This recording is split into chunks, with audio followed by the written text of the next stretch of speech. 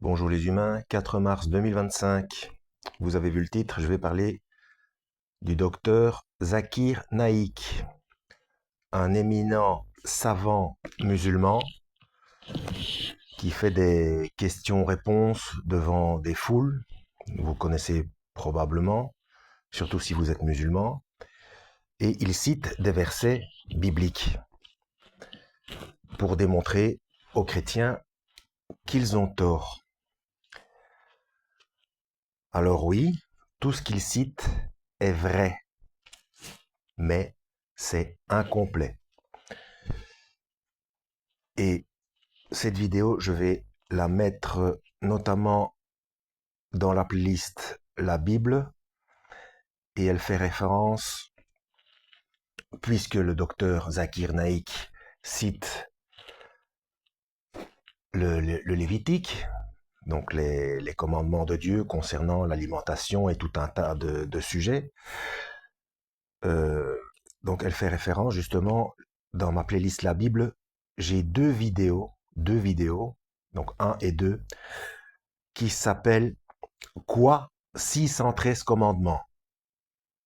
Et l'une et l'autre sont en description l'une de l'autre. Alors, tout ce qu'il dit concernant dans l'alimentation, les interdictions notamment du porc, dans le Lévitique est bien écrit, d'accord?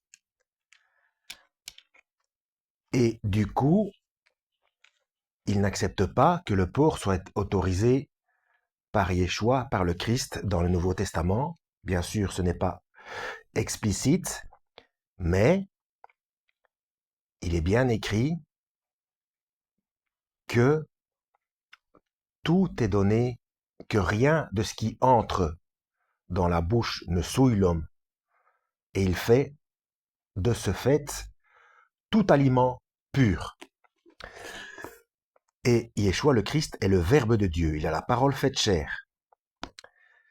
Dieu ne se contredisant pas, on pourrait penser, voilà, Yeshua le Christ contredit la loi de l'Ancien Testament, alors qu'il a dit, je ne suis pas venu abolir la loi et les prophètes.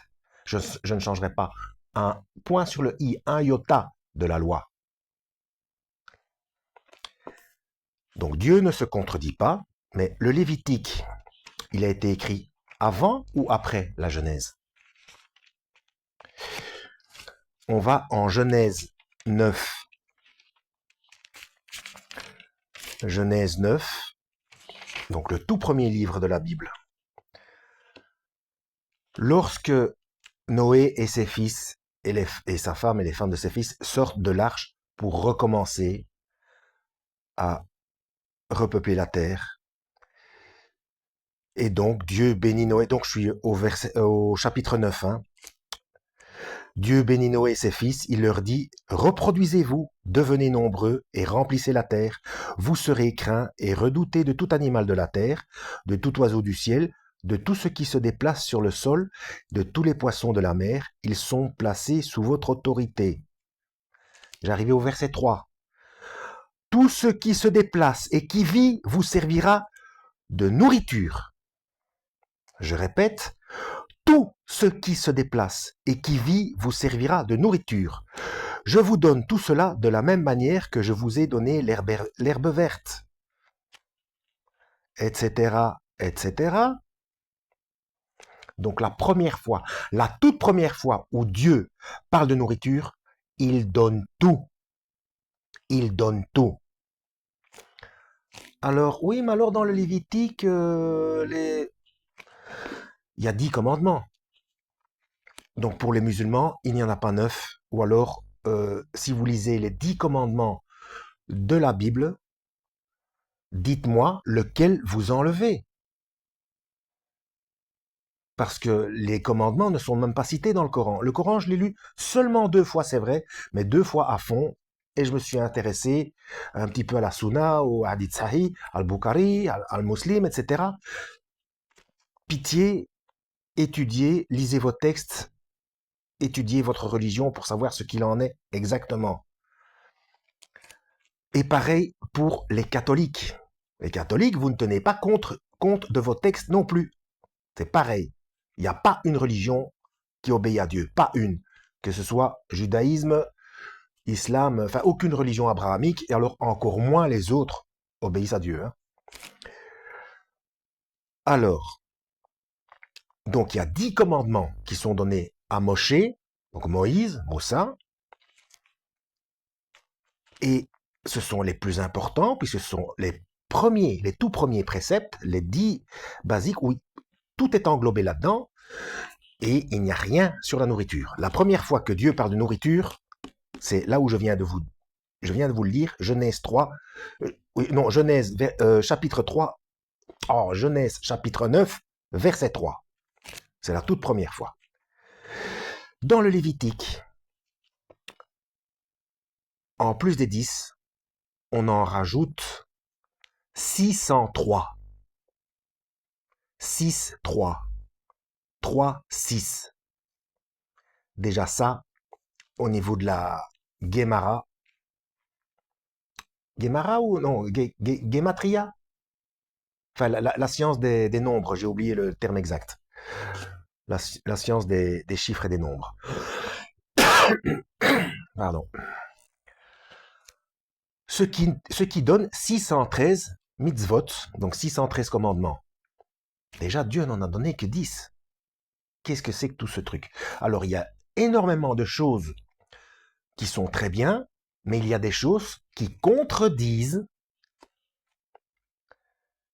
Parce que déjà, aime ton prochain comme toi-même, et puis on retrouve dans le Lévitique, on retrouve aime ton prochain comme toi-même, mais œil pour œil et dent pour dent, ce serait pas un petit peu contradictoire, ça?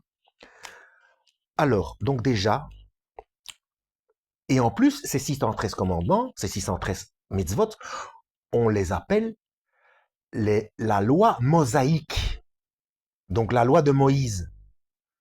Mais faut-il suivre la loi de Dieu ou la loi d'un humain? On dit oui, mais c'est inspiré de Dieu. Quand Dieu parle, quand c'est lui qui parle sans intermédiaire, ce sont les 10 commandements, et ici, la première fois où il parle de la nourriture, il donne tout. Là, il n'y a pas d'intermédiaire. Bon. Eh bien, force est de constater, quand on lit, si ce docteur Zakir Naik avait tout lu depuis le début, est-ce qu'il connaît depuis le début, ou est-ce qu'il a omis de dire ça? Il faut tenir compte de tout. Donc, d'après les premières lois, c'est dans le Lévitique qu'il y a des contradictions par rapport aux directives que Dieu donne avant. Et il y a un terme qui existe et que j'ai oublié, c'est Benjamin, donc Benjamin de la chaîne Enseignement Nazaréen. J'en ai fait une vidéo aussi, il se tire une balle dans le pied parce que pour lui aussi, il y a des interdictions alimentaires, mais il avoue, avec le terme exact en hébreu, que les premières lois prévalent sur les suivantes. Donc quand il y a une contradiction par après, c'est la première qui compte. Donc la première, on donne tout à la nourriture. On donne tout comme viande, poisson, etc., comme nourriture à l'humain. Enfin, Dieu donne tout, pardon. Alors, que s'est-il passé? Eh bien, toujours ces versets, dont je n'ai entendu toujours personne, ça fait des années que j'en parle, je ne vois toujours aucune autre chaîne qui le mentionne. Évidemment, je ne peux pas regarder toutes les chaînes, mais bon, eh bien, on va aller dans Amos chapitre 5. Amos chapitre 5, versets 25, 26 et 27. Je rappelle que Moshe, a été utilisé par Dieu pour faire sortir son peuple d'Égypte, où ils étaient en esclavage, n'est-ce pas? Et ensuite, ils ont erré pendant 40 ans dans le désert avant d'arriver à la terre promise, c'est-à-dire en Israël. Enfin, d'abord Canaan, au départ, avant que ça prenne euh, le nom. Enfin bref, des tas de choses se sont passées. C'est un autre débat. Déjà, on ne met pas 40 ans pour faire ce chemin. il y a une raison pour laquelle ils sont restés bloqués pendant 40 ans. Et nous y sommes. Je rappelle que les 613 mitzvot, on appelle ça la loi mosaïque, hein, la loi de Moïse. Donc, Amos 5, chapitre 25, Dieu fait un reproche aux Hébreux. M'avez-vous offert des sacrifices et des offrandes pendant 40 ans au désert, communauté d'Israël? Vous avez porté Sakut, votre roi, et Kewan, vos idoles, l'étoile de Dieu, non, l'étoile de votre Dieu, celui que vous vous êtes fabriqué. Je vous exilerai au-delà de Damas, dit l'Éternel, dont le nom est le Dieu de l'univers. Je vais aller voir dans la Bible Shuraki parce que l'Éternel, dont le nom est le Dieu de l'univers, il y a forcément deux noms différents. Donc ce sont des appellations parce que ce sont des fonctions différentes. Donc je vais faire une petite parenthèse par rapport à ça. Alors ici, vous avez porté Sakut. C'est une fonction, c'est probablement une autre langue parce que je vais vous lire, ce sera exactement la même chose dans Acte 7, verset 41 à 43, mais ce sera indiqué Moloch. Donc c'est un changement de nom, mais Moloch, on sait qui c'est. Donc Sakut ou Moloch, c'est le même. C'est la même fonction dans une langue différente, mais c'est la même fonction. Et Moloch, c'est le dieu auquel on fait des sacrifices d'enfants. Alors pour tout le reste, pour se purifier, pour demander pardon, je ne sais pas où faire. Si on arrive à de telles extrémités, forcément qu'on est obsédé par la pureté, donc de faire attention à ce qu'on mange, etc., alors que ça n'a pas lieu. Chose que Yeshua, le Christ, a reproché aux pharisiens. Vous, bande scribes, pharisiens, hypocrites, etc., je ne sais plus où c'est écrit, bref, vous faites attention à la moindre poussière, mais vous avalez un chameau et vous rajoutez du poids, du poids sur les épaules du peuple, afin d'empêcher le peuple d'accéder au paradis, et vous n'y entrez pas vous-même, quelque chose dans le genre. Donc voilà. Oui, coup d'œil dans la Chouraki. Oui, alors il y a une petite différence. Donc, vous portez Sikut, votre roi, et Kioun, vos répliques, l'étoile de vos Elohim. Là, c'est au pluriel. Donc, Elohim, c'est toujours au pluriel, mais le verbe est singulier. Mais là, c'est l'étoile de vos Elohims, c'est-à-dire de vos dieux descendus du ciel. Donc là, on parle de polythéisme, et non pas Elohim, le Dieu de l'univers. Hein. C'est pas pareil. Donc, c'est bien la preuve que c'est une fonction. Il n'y a que quand c'est Yahweh ou Yahvé que c'est je suis. D'accord? Mais Elohim est aussi une appellation. Mais dans sa complétude, je ne sais pas si le terme est exact, mais vous voyez ce que je veux dire, dans le fait qu'il soit complet. Mais là, ce n'est pas en tant que nom, que le nom Elohim, mais l'étoile de vos Elohim, de vos multiples dieux descendus du ciel. Voilà. Et je vous exile au-delà de Damesek, donc Damas, dit Yahweh, donc c'est Dieu qui parle, Elohim Sebaoth, son nom. Donc là, c'est de nouveau Elohim, mais le Dieu complet de l'univers. Vous voyez? Je crois que Sebaoth, c'est de l'univers. Hein. Bref, on continue. Oui, ici, ça a été traduit par de l'univers, ça doit être ça. Comme je vous ai dit dans une précédente vidéo, si c'est Eloha, c'est le seul vrai Dieu. Mais quand il y a El, c'est Dieu. Donc, parfois, c'est de Dieu qu'on parle. Donc, Eloha, El, Elohim. Elohim, c'est le Dieu complet, toutes ses faces. OK? Allez voir ma playlist La Trinité. Donc, il est unique. Pourquoi? Parce que il est unique à pouvoir se dissocier. C'est en ça qu'il est unique. Mais il a toutes ses fonctions. Les anges et les humains ont toutes leurs fonctions, mais n'ont pas le pouvoir de se dissocier. Si Dieu n'est pas capable de se dissocier, il n'est pas Dieu. Là, je m'adresse aux musulmans. Je dis aux musulmans, euh, cette histoire de Trinité, ça vient pas des chrétiens. Hein. C'est déjà, au départ, dans l'Antiquité, ça vient des Hébreux. Hein. Eux, ils avaient compris ce concept. Hein. Sinon, ils n'auraient pas eu le concept du Mashiach, hein, du Messie. Alors, et Messie, ça vient donc Mashiach, ça vient de oin, de choisi. Ça n'a rien à voir avec une histoire de pied plat. Hein. Bref.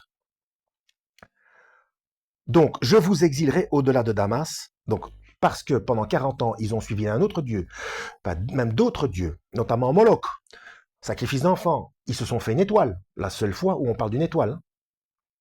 David n'a pas d'étoile. Hein. L'étoile de David n'est pas mentionnée. Hein. La seule fois où on parle d'une étoile, c'est l'étoile de Remphan. Hein. Lorsqu'il il servait d'autres dieux. Hein. Moloch. Hein. Bon. Donc, pendant les 40 ans, c'est là où ils ont élaboré leurs 613 mitzvot. Enfin, 603. Donc, les 10 premiers sont les préceptes de Dieu. Donc, ceux-là, il n'y a pas à conjecturer. Et alors, et c'est ce qui est rappelé justement, c'est ce qui est rappelé par Étienne. On va aller voir dans Acte 7, versets 41-43. Donc, pareil, hein, Étienne explique à des docteurs de la loi cette chose. Donc, il raconte ça parce qu'ils sont... comment? Bon, je vais pas tout vous lire, hein, mais Étienne est en train de s'expliquer avec avec des savants religieux. Avec des savants religieux. Et il explique cet épisode. Étienne dit, à ce moment-là, ils ont fait un veau, ils ont offert un sacrifice à l'idole et se sont réjouis de ce que leurs mains avaient fabriqué. Alors Dieu s'est détourné d'eux et les a laissés adorer les corps célestes. Donc les corps célestes, qu'est-ce que des corps célestes? Des étoiles, soleil, lune, etc. Comme cela est écrit dans le livre des prophètes. M'avez-vous offert des victimes et des sacrifices pendant 40 ans au désert, communauté d'Israël? Hein? Est-ce que c'est à moi que vous avez offert des victimes et des sacrifices? Vous avez porté la tente de Moloch. Donc parce qu'ils se déplaçaient d'endroit en endroit, donc ils n'avaient pas de maison, donc ils transportaient leur tente. Et notamment la tente avec l'arche d'alliance, etc. Et donc vous avez porté la tente de Moloch et l'étoile de votre dieu Remphan. Ces images que vous avez faites pour les adorer. Aussi, je vous déporterai au-delà de Babylone.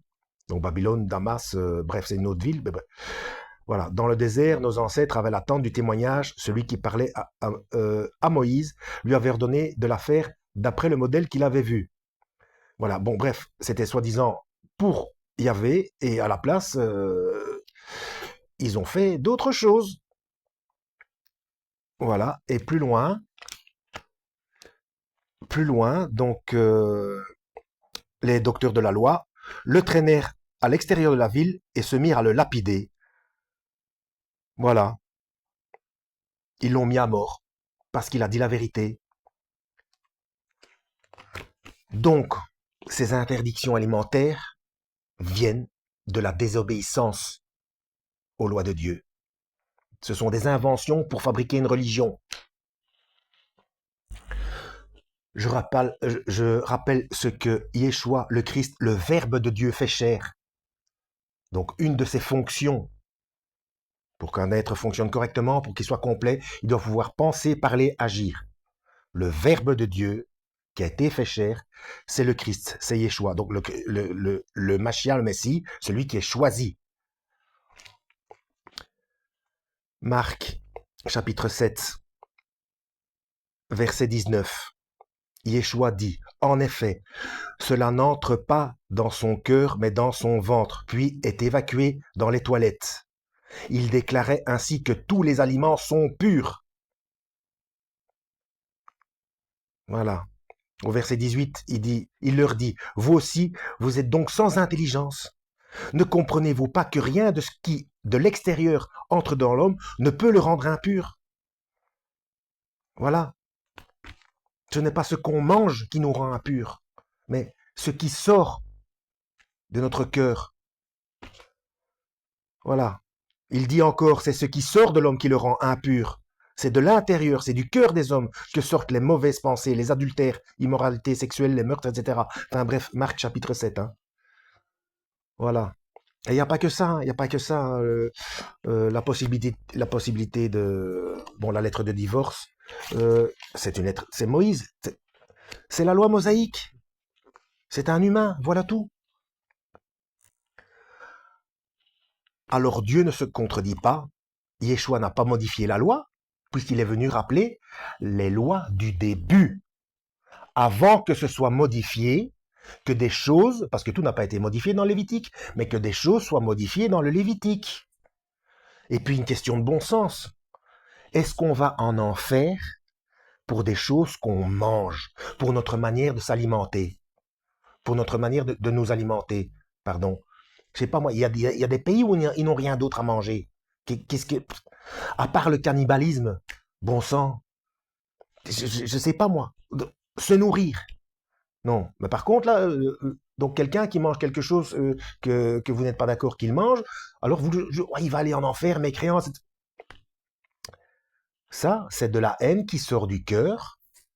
C'est un jugement. Celui qui juge, enfin de cette manière-là, prend la place de Dieu, puisqu'il n'y a que Dieu qui juge. Sortez de vos religions, tous autant que vous... Les chrétiens, pareil, hein. Sortez de vos doctrines, de vos religions. L'athéisme est une doctrine. Allez voir dans le dictionnaire. Athéisme, doctrine qui renie l'existence de Dieu, de la divinité. Dictionnaire. Voilà. Alors, et ces gens-là, ces savants, de ce docteur Zakir Naïk, ces gens ont des millions de vues, d'abonnés, etc. Et, enfin, vous voyez, c'est exactement comme ce qui est prévu dans la Bible. Beaucoup d'appelés et peu d'élus. Et des faux prophètes qui ont de l'intelligence, forcément, parce que pour tromper les humains, il faut quand même de la connaissance. Alors, déjà, que ces gens arrivent. Bon, déjà, il faut prier pour eux, il faut surtout pas les haïr. Attention, lisez Matthieu chapitre 5. Si, c'est toujours pareil. Ces gens sont perdus, que ce soit sans faire exprès ou que ce soit parce qu'ils servent de manière lucide Lucifer. Eh bien, il faut quand même prier pour eux parce que ces gens sont perdus. Voilà. Quand on a quelqu'un en face de soi, on essaye de lui expliquer. Si c'est pas possible, et c'est pour ça que YouTube c'est génial parce que il y a personne qui nous coupe la parole. Donc c'est déjà plus intéressant de pouvoir terminer son propos. Ça évite parce que les débats c'est pas. D'ailleurs il y a aussi un verset comme ça dans la Bible. Hein, où il est indiqué que justement débattre ça sert strictement à rien. Il faut informer. S'il n'y a pas moyen d'informer, eh bien on tourne les talons, on essuie la poussière des sandales et on prie pour la personne. S'il y a moyen d'informer, on informe. Et puis, après, c'est même pas la peine de débattre. Ce qui est vrai est vrai. Basta. Euh, ce que je disais, oui, beaucoup d'appelés, mais peu d'élus. Et, euh, et des gens diront, oui, tu penses que tu es comme Denisto, ah, tu es un zélu, alors tu es un zélu. Mais ce n'est pas de l'orgueil. Mais c'est écrit, mais il faut tenir compte de tous les versets. Donc voilà. Je pense que cette fois-ci, c'est complet. Donc je mettrai cette vidéo dans la playlist La Bible et où je parle aussi de ces choses dans les vidéos quoi 613 commandements parce que c'est louche quoi, c'est louche. Et puis je viens de vous démontrer. Hein. Donc alors vous pouvez sortir donc là je m'adresse aux savants entre guillemets, vous pouvez sortir 95%, c'est-à-dire 95% de la Bible, si vous ne citez pas la totalité et les choses qui se contredisent en totalité. Donc en fait, C'est un décalage. Le Christ n'a pas contredit le Lévitique, il est venu rappeler la loi du départ. Et au départ, tout était permis comme nourriture. Voilà. Maintenant, je rappelle donc à ceux qui, donc notamment les Nazaréens, les Juifs messianiques, manger cachère, ce n'est pas quelque chose de mal. Mais si vous vous focalisez là-dessus et que si pour vous, euh, euh, si on ne suit pas la loi, parce que c'est vrai que la foi sans les œuvres n'est rien, donc c'est expliqué dans Jacques, hein, ça aussi qui se battent entre eux, qui disent oui c'est par la grâce et pas par les œuvres. Oui mais les œuvres c'est une conséquence de la grâce, c'est voilà ça va ensemble. Les œuvres seules ça sert strictement à rien du tout. On est sous la grâce, c'est la grâce qui sauve. Mais si on a la grâce, mais que derrière on fait n'importe quoi, et c'est ça le souci des Nazaréens et des Juifs messianiques pour les autres chrétiens, ils pensent que s'ils ne suivent pas la loi, mais du coup c'est la loi mosaïque, ils pensent qu'ils seront perdus.